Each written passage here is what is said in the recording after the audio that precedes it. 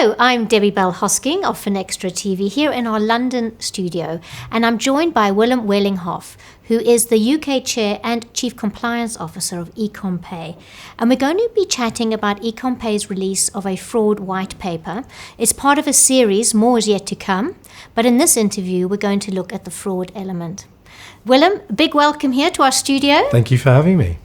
It's great because we've been chatting really nicely off camera as well. So let's get back to that white paper on fraud.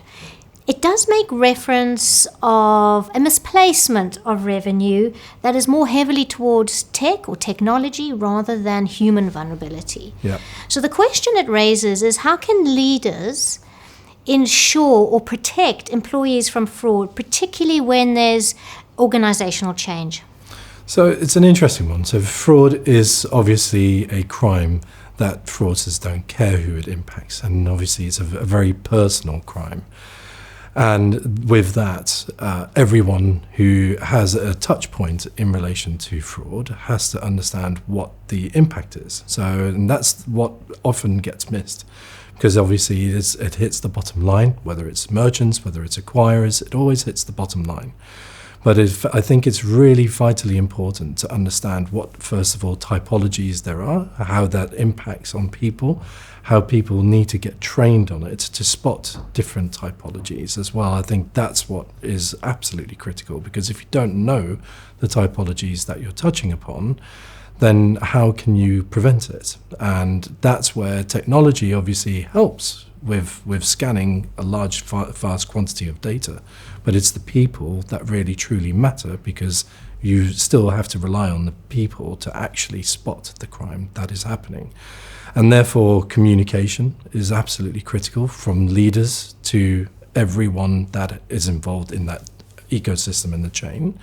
But also the training of your merchants. So as acquirers, we see things and patterns that merchants may not, and therefore being able to educate merchants on typical fraud patterns is absolutely critical. And then it is through that life cycle and continuous evolution that you learn more, share more information, and be able to educate yourself a lot more. And that's really where the human factor comes in its power. And we're talking about educating ourselves more.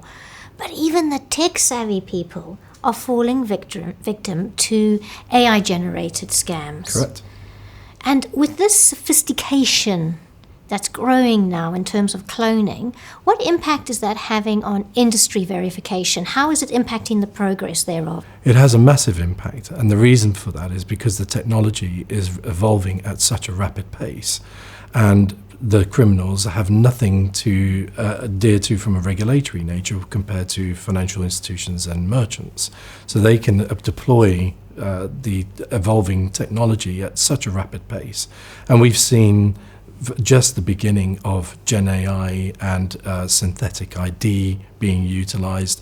We see a lot of activity happening on the dark web, where you can buy at very, very small prices an entire profile of someone, you know, whether it's their biography, their ID, their fingerprints, their entire browser history. You can buy these things for less than $35, and that's an entire profile that you can then utilize to actually commit fraud. So the criminals are utilizing this technology, the access to data, and obviously Gen AI to portray someone that is potentially a genuine person. And that's really, really difficult to spot. And if you're doing traditional identity verification, now with the synthetic IDs and the way you can use deep fakes, it's very, very difficult to have that technology stop it at the forefront. So that's why you've got to have positive friction throughout the life cycle, whether it's onboarding or whether it's ongoing management of an account.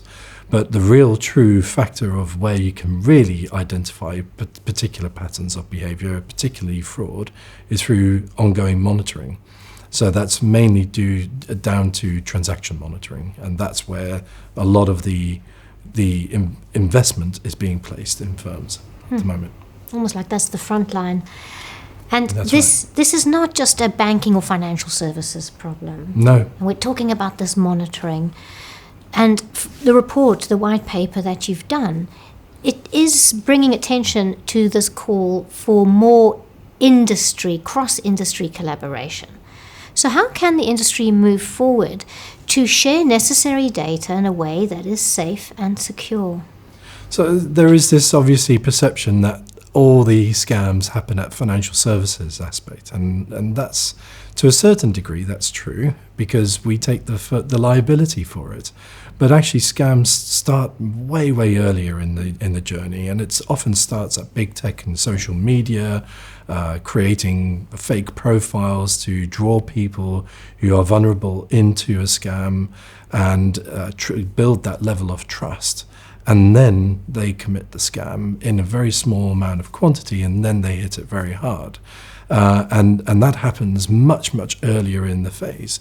So that cross collaboration of not only financial institutions but other participants in the market is absolutely vital for us to be able to prevent fraud and identify it much earlier. That means the collaboration between big technology, social media platforms, and other businesses that have that journey into the scam needs to be very close, aligned to financial services industry as well. And it's not only us that need to take, the liability for it. It has to be shared across, in my view.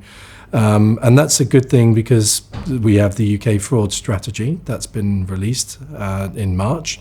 And with that, there is that collaboration focus of sharing information in a very confidential way, and being able to react to data sharing capabilities to be able to stop it at the front end, and be aware of it at the front end, so that they can immediately cease the scam to originate from there. And I think we heard calls a couple of years earlier for this. Starting to happen, there's momentum, so definitely a space to watch, isn't it? Yeah, it's been always an interesting challenge. Even, I've been a lawyer in my past, and the one thing that everyone always used to comment about is that, can we share this information? Well, there is obviously data protection laws, and a lot of lawyers within firms always hide behind that as a mechanism that I can't share information.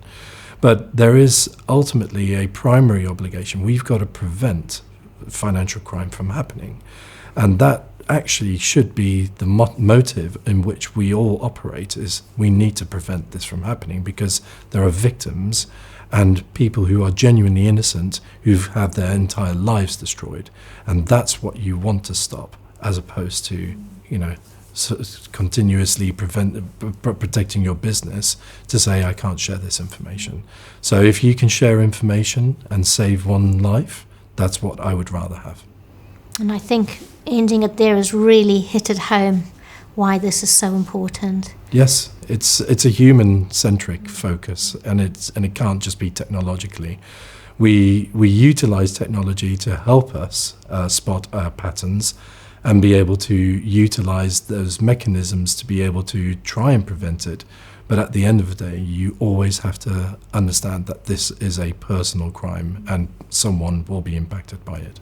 All right. Well, thank you, Willem. That's been an interesting discussion, and clearly a lot more to be done. Thank you. Thank you for having me.